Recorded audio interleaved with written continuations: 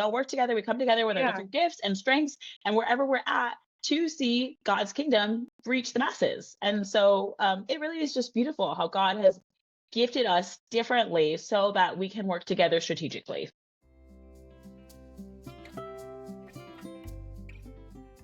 Mm. Oh, Okay. hi, welcome, Rachel. I'm glad you're here. So just call me Rachel, a copy strategist and writer. The first question I have is what drew you to starting your business and what drew you to make it built around writing? Yeah, so thank you so much for having me, Candace. First thing, what drew me to writing is just my lifelong love of writing. I've been a writer literally my whole life. From the time I was very young, I love to write creative stories, love to write songs, like anything and everything. I've just always loved pouring out my heart into words. And as I got older, like in high school, I started to develop a love and an interest of journalism. And so I was on the yearbook staff my senior year of high school, and I was the copy editor. And so I poured over copy. I mean, think about a yearbook, all of the writing that goes into that. So I was in charge of editing all of that. I wrote a good majority of the copy that went into my senior year yearbook. And still now, it's quite a long time since that's happened. So one of my proudest accomplishments was what I was able to do as a 16, 17-year-old, the content that I was able to produce there. And so from that, I just really had just even a more of a love of writing. And so in college, though not like as a major on the side, I pursued writing. I was a writer, a staff writer for my school's newspaper, and I also got into radio a little bit too. I had my own radio show for 2 years, Wow, okay. and so I would write a little script for that. I would kind of like ad lib it. I would ad lib some of it, but I would like to have a little script. And then I also started blogging for my school's like admissions department, and so that was like Okay. my first writing job. So I was a blogger for them, and I realized like, wait, okay, I can blog, I can get paid. This is really cool. And so I started writing then, and then professionally I got into teaching. And Okay. so as I was getting into the workforce, I set writing off to the side. I didn't really pursue it for a good amount of time. And I would like write here and there. I would start a couple blogs over the years. And it wasn't until maybe like 2, 3 years ago that I really picked writing back up. I started a personal newsletter that I had and sent out to friends and family when I was doing some work overseas, some ministry work. And I realized like, wait, this is actually really cool. I love being able to send out these monthly newsletters. I was getting so much positive feedback from them. And then I was writing for a couple of different online publications. And then I was like, you know what? I think I want to go into business for myself. Like, I think I want to actually like start a writing business. And at the same time, I was also seeing like copywriters online who were just helping clients and producing all kinds of incredible results for them. And I thought, you know what? I feel like I can do this. I feel like I have both the creativity and the analytical mind to be able to put these things together and to be able to just create magic for clients and for other people. And so through all of this, my company, Glory Co Copy, was born at Q4 of last year, so still relatively new, not even a year old. And the name Glory I chose because as a believer, I want to give glory to God in all things. Right. Whatever I do, like it says in Colossians, whatever you do, say, do it to all to the glory of God. And so I do want my writing business to be a reflection of that. And I do want to give glory to God and how I serve clients and through the material that I write. I love that.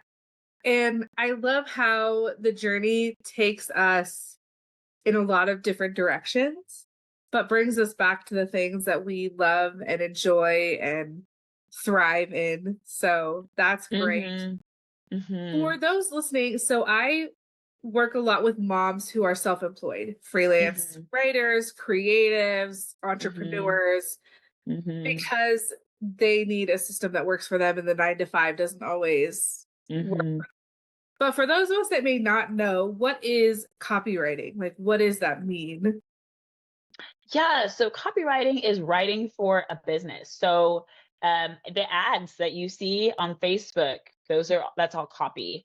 The blogs that you see, the even like in television, like you see an ad, like what they're saying to each other, like that's copy. So basically, copy is any kind of writing that a business produces. It can be short, it can be like a Threads post, or it can be longer. It could be several thousand words for an article. It could be a post on LinkedIn. So for any business owner, each and every single business owner writes copy. So, whether you're just producing social media captions on Instagram or whether you have a website and you're writing there, you are producing copy. And so as business owners, well, we need to be at least well versed in the basics of copywriting.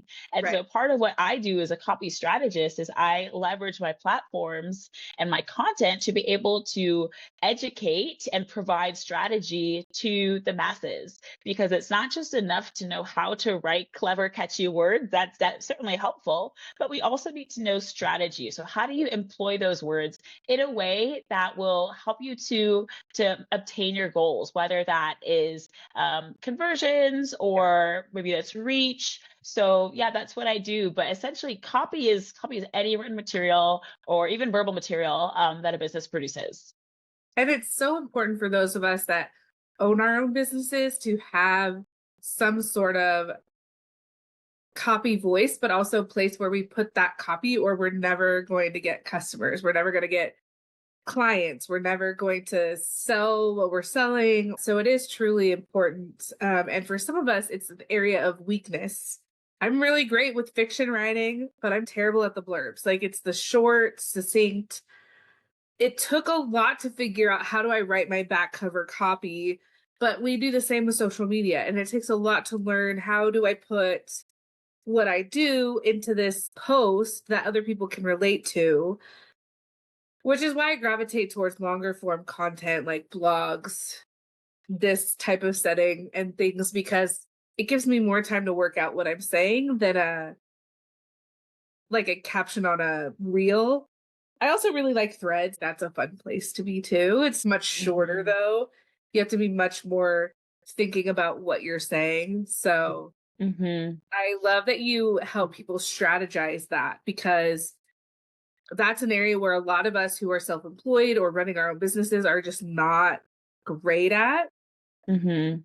And so I'm not a business coach. I like to tell people, if you have the business, if you're doing the self-employed thing, I'm the life management coach while you run your business and run your household. But I like to connect clients with people who can help them with these areas of growth that they might have. So Mhm. I love that you are out there doing this for people and helping them see where they can enact certain things and build their businesses. So, how did you decide? You already touched on this a little bit, but how did you decide to Mhm. integrate faith as such a core part of your business? Yeah, so I think it just came about because I realized several years ago that faith is not just one part of my life. Like Mhm. for a long time as a Christian, I thought, okay, I go to church on Sunday, I Right. praise, I worship, and then I go into the rest of my week and like maybe a couple of times I'll pray or I'll read a Bible and then I could just like forget about God until it's time to go back to church again. Right. Yeah. And then just through biblical teaching and being plugged into a community, I realized like, well, actually, your faith is lived through every single thing that you do. Right. And truly, like when scripture says, like, whatever you do, do to the glory of God, it is so true. Every single thing, whether it is just working your job or taking care of your baby or vacuuming your house or doing the Right. dishes or mowing the lawn, whatever you do, all of it can be done unto the glory of God. If you do Yeah. it with a mindset that I am the Lord's servant, I will do the tasks He has for me today. I will do them well. I will do them to the best of my ability. And I will use the gifts that I have for the kingdom, to build the kingdom. And so I think once I realized that, it honestly changed so many aspects of my life. I began to see, like, okay, like my faith should affect everything that I do. It should affect the music I listen to. It should affect the movies I watch. It should affect the way that I show up in my classroom to my students. It should literally affect every single aspect of my life. I should be different. I think this is directly aligned to what it says in Romans 12:2. Do not be conformed to the patterns of this world, but be transformed by the renewing of your mind. Yeah. And yeah, so I realized, okay, like you have to renew your mind. And when you're renewing your mind and when your mind is set on Christ, then you can be a light for him and you can shine for him in all avenues, wherever that is. And so again, like once I came to this realization, then things started to shift in my life. And I slowly realized, okay, every single thing I do can be done unto the glory of God. And so since this is a mindset that I've latched onto for the last several years, as I was thinking and creating this business, it just occurred to me naturally, like, okay, I definitely want this to be for God's glory. Right. Because the things, honestly, the things that we do in this world will not last. I was talking with my mom about this the other day, like 200 years from now, vast majority, most of the world, they're not going to remember us. They're not going to remember Right. what we Yeah. did. It's not going to remember that. It's not going to matter the house you lived in. It's not going to matter how much money you made. It's not going to matter what kind of job you had. What's going to matter is the impact for the kingdom. That's what will last. The disciples that you're making, the way that you're pouring finances and time and effort into the kingdom of God, that's your eternal treasure. That's what brings you rewards, I think, here on this earth and eternally. And so I think with that mindset, then I think it just allowed me to be able to say, you know what? I want to go all in for God in whatever I'm doing, including in my writing business. That's really good. I like that. Are you still teaching? So I'm actually not teaching this school year. Okay. I'm like subbing here and there. I'm hoping to jump back into a job next school year. So right now, I'm just trying to focus on my business, focus on growing. The goal is I would love to do this full time. I Right. would love to be copy strategist and writer full time, just to be able to serve other people through strategic copy. But right now, that's not where I'm at. So Okay. still needing that supplemental income. So yeah, I do plan to get a job next school year. Okay. So, before we go into the next questions, then how can people work with you if they watch? Well, I will tell it again at the end, but just a little plug here. How can they work with you so that we can grow your Absolutely. business? Yeah, absolutely. So I really like hone in on email marketing. That Okay. is my area of expertise, but I have experience in a lot of different areas. So I've been blogging for over 10 years. I Okay. have quite a bit of experience with Facebook ads. In fact, this morning I actually had a strategy call with a client and was walking him through his Facebook ad strategy for a nonprofit that he helps with. And so I'm able to help with a wide variety of copy needs. So if you do have a website that needs a refresh, if you need help with your social media captions, or if you are kind of stuck with your social media strategy, if you're wondering, how do I get new eyes on my business? If you're wondering, how can I improve my email marketing? Maybe you do have an email newsletter, but the open rate is really low, or the Right. click-through rate is really low, or you're wondering how to improve your copy. I can help with all kinds of these things. So Okay. I would say anyone with copy needs, come talk to me. Yeah, just have a conversation with me. Truly, my DMs are open. My email inbox is open. Get in contact with me. I would love to talk to anyone and everyone that just wants to talk about copy things, that needs a little bit of advice or strategy. But again, email marketing is my like sweet spot. Right. That's really good. So we'll make sure that all your links are like this will be on YouTube. So in the description, and then when it goes to the podcast as well, it'll be like the show notes and stuff so people can reach you. But the Hmm. biggest thing that I work with my clients on is really helping them build a burnout proof life, because it's so Hmm. easy for those of us who are self-employed entrepreneurs to burn out. It's so easy for moms to burn out. And then if you put those two together, it's burnout central. So I work with Hmm. my clients on work-life balance, burnout. So I'm curious, what are some ways that you balance work and life outside of your business, like hobbies and making sure that you're taking care of yourself? How do you do that? How do you approach that? Yeah, so I think the number one thing I do is I just make sure that I set aside time to make sure that I am doing things that are life-giving to me. So what gives me life is staying connected to the Word of God, Okay. being in a Christ-centered community, being outside and just enjoying the warm sun. And so I would just encourage every single one of your listeners, your viewers to think what gives me life and what drains life from me. So this idea actually comes from a journal that I did about 1 or 2 years ago called I think it's called the next right thing or the next right step. Okay. Yeah. And it gives you all kinds of journal prompts. And one of the monthly journal prompts is like, what gave me life and what drained my life. And like, I just have really taken that practice and really held on to that because it helps me to identify every single month what is fueling me? What is giving me the energy to continue going? And what's actually inhibiting my growth? What's actually slowing me Right. down? And so I try to keep doing more of the life-giving things. Now, some of the life-draining things we just got to do, but there are some That's things that we can also, I think, be intentional about taking out of our lives as we realize, oh, wait, actually, this task or this thing that I'm doing is not, it used to maybe be life-giving and now it's life-draining, and maybe it's time for me to remove that. Or right. perhaps it's time for me to add in something that is life-giving. So I think being cognizant and aware of what I need helps me. I think also just making sure that I have very specific like work time. So like, okay, I'm going to work from this time to this time. And it's so tempting to want to like work over and to do more. There's always more to do. There's Yeah. always something else to be done. But I think just saying, nope, I'm going to be done. I'm going to walk out and I'm going to leave. And that's the end of it. And that's a practice that I really started when I was teaching. I used to live in Texas. So I was teaching in Texas. I used to stay in my classroom till 5:30, some days even Right. 6. Like it was Yeah. just, I mean, it was a long time. And I just told myself, I'm going to just leave at 4 or 4:30 and like, that's going to be it. And yeah, sometimes I would leave and there'd be papers all over my desk, or I wouldn't have this graded or whatever. But it's like tomorrow always has something. And so Right. I think also just being very strategic, like, okay, these are the core things that need to get done. These are things maybe it'd be nice to get done. And these are things that can wait a little bit. And so I think categorizing and making lists and organizing life in that way has also helped me to just be structured and to say like, okay, this is what needs my time and attention now. This is what Yeah. I can devote my time and attention to. And then other things can wait. And so I think that has also helped me to just have a balanced mindset and to be able to prioritize life. But I know I'm not a mom, but I know that life gets really, really busy. And Yeah. so yeah, definitely a lot of compassion for your mama listeners out there, for all the parents out there who are putting in the work with their kids, with their family, and also trying to build a business. It is hard work, but Yeah. by God's grace, you can do it. And by God's grace, you can find rhythms that are sustainable, that are life-giving to you, that can fuel you and help you to have a great business. And rhythms is exactly how I present it. Like that's exactly how I work with my clients on, because Mm-hmm.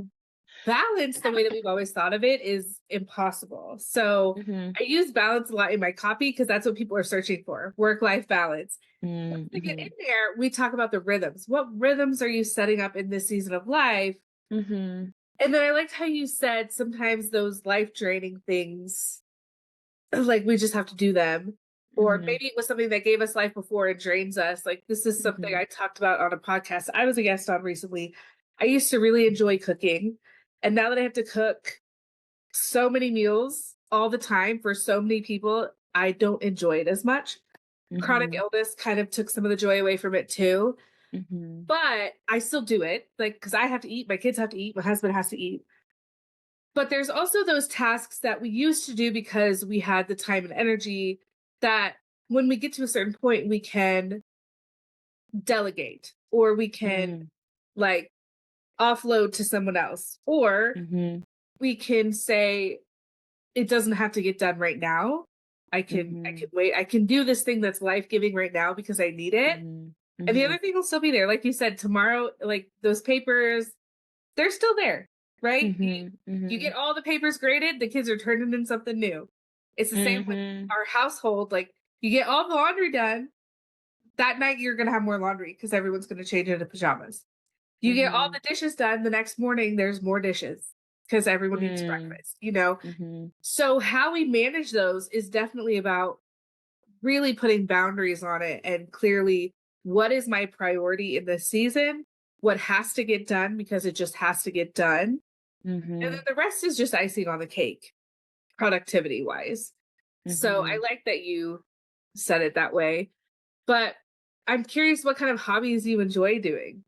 Mm-hmm. What do you Yeah, like to so do for fun? in my free time, I love to read. I'm an avid reader.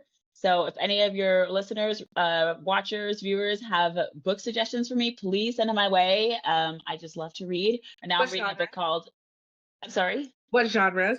For genres, I read all genres. I read fiction, nonfiction. For the last like year or so, I've gravitated a lot towards nonfiction. Okay. I'm currently reading a nonfiction book called Doppelganger by Naomi Oh, Klein, which is very interesting. So yeah, I love to read a lot of Christian literature, like books written by people like John Mark Comer, Rebecca Lyons, Jenny Allen.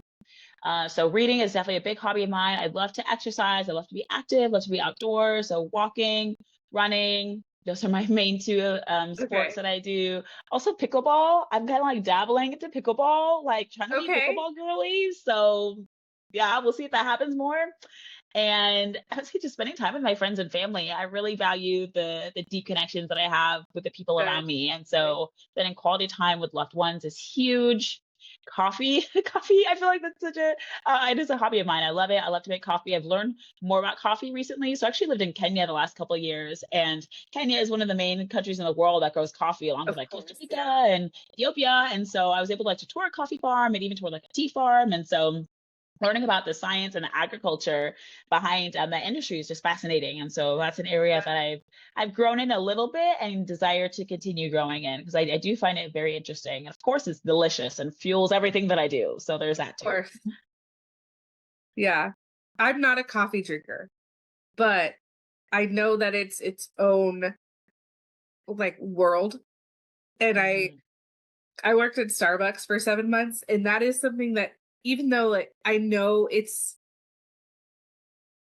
has its ups and downs, but like they do Hmm. teach you a lot about when you first start some of the history, how it comes to be what it is. Hmm. So I know that it's its own thing of how coffee became coffee, how it gets to people and how we roast it to have different kinds of coffees out there and how coffee Hmm. grown in Kenya is different than Costa Rica. It's Hmm. its own world. I understand. Same with it's the same with alcohol. I don't drink, Hmm. but it's its whole culture of winemaking or breweries and beer making their own little communities, which is fascinating to me. I just don't Hmm. drink the product. I like to Mm. learn about it. I just don't drink the product. So Yeah. yeah. Yeah, yeah, like what you're saying. Yeah, I mean, you're right. It is very fascinating to kind of dive into these worlds of how people dedicate their whole lives, and sometimes it's families, sometimes it's Yeah. generations Yeah. dedicated to wine making, a tradition, or maybe like alcohol making. And yeah, it is so fascinating just to learn about how different people make products that just give a lot of joy and that are able to serve a lot of people in that way. Yeah. That's really cool. How was your time in Kenya? It was incredible. I loved Okay. Kenya. I loved living there. So I was doing a little bit of ministry work there. Well, not a little bit, a lot. It was my whole life. I moved overseas. I moved for ministry. I worked at a Christian school and I was a teacher there. So I teach French, and so I taught that Okay. and I taught history, and it was honestly an incredible experience. Meeting so many people that also love the Lord from all over the world. It's Right. very encouraging. I think sometimes I look at the news or I walk outside my door and I'm like, oh man, what's going on? Like, Right. where are the believers? Where are the Christians? What is the church doing? And to get to just see in this little tiny area in rural Kenya, like so many faith-filled people, Right. so many people who love the Lord, who are on fire to see his name go out to all the nations. It Right. is just incredible and so heartwarming and so encouraging to me. And then to also just live in a beautiful country. So Kenya is gorgeous. It is incredible. It's lush. It's tropical. It's green. It's got all kinds of animals. It's gonna sound crazy, but where I lived, we had monkeys and baboons, Nice. and they would sometimes come into our homes, which Oh, is okay. scary and kind of Yeah. funny too. I remember shortly after I moved to Kenya, I like left my door open and I was like cleaning in my kitchen. I turned around and there's a big monkey, like big monkey just sitting on my counter eating an orange. And I screamed, and it just like very just slowly hopped off the counter, like walked outside the door, like so unbothered. Like, And this is my so house too. yeah, yeah, it's Yeah. interesting. The monkeys, they do just come in classrooms, homes, Okay. like, yeah. So all kinds of interesting, funny stories from that time. But yeah, living overseas was wonderful. I would encourage anyone interested in that, like, look into it, pursue it if you feel like the Lord has put that on your heart. Yeah. And yeah, especially like for ministry, there are no shortage of ministry opportunities overseas. So would encourage anyone interested in that to come talk to me if you have questions, but also just to pursue it if the Lord has put that on your heart. Yeah. I love that. That's great. And also, what you said is really true about the connection to the global church. Hmm. Sometimes I feel like in America, we're kind of isolated from the fact that there's this rich faith connection globally, all around the world. So I love Mhm. that. I love that you had that connection. I also find it terrifying to hear about animals just wandering into your house. Like, no, thank you.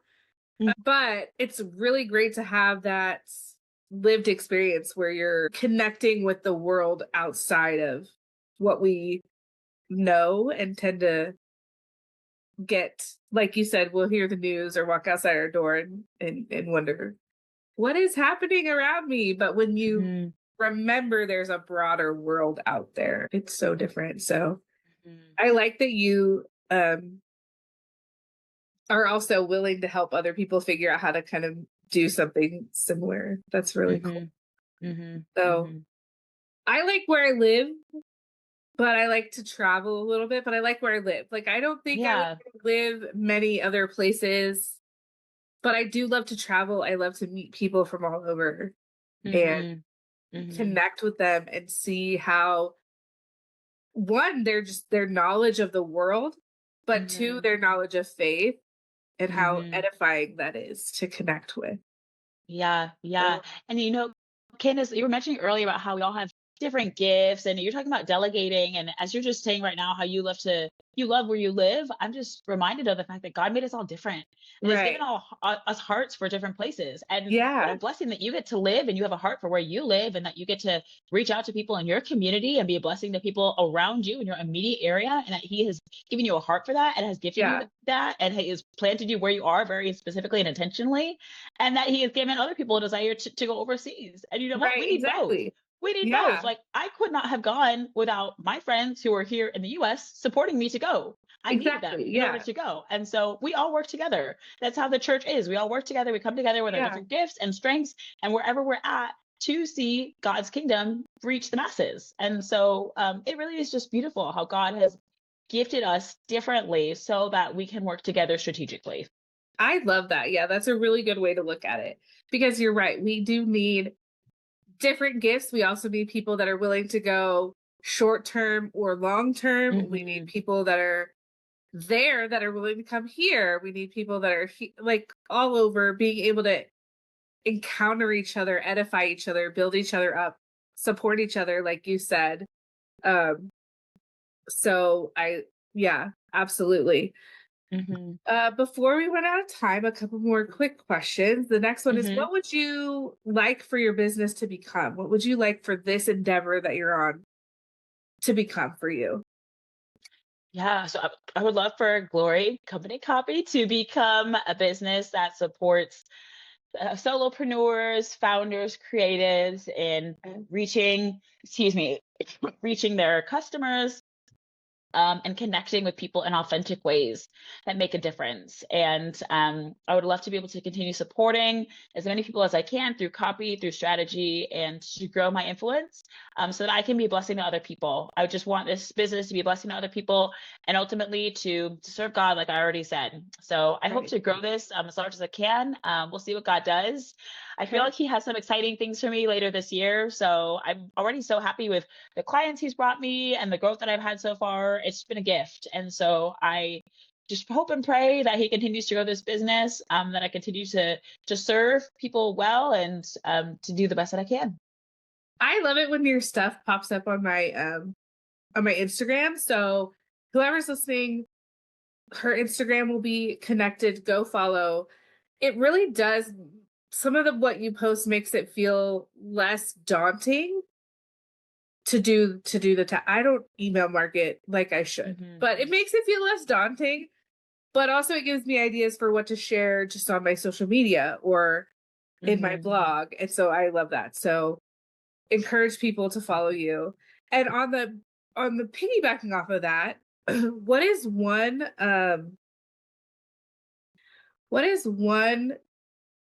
tip you would give for someone for like your biggest tip for women writing things like emails, blogs, social media posts, like one or two of your big quick tips that they could use today to start making Hmm. good changes? Okay, so for blogging, I would say number one is learn some SEO.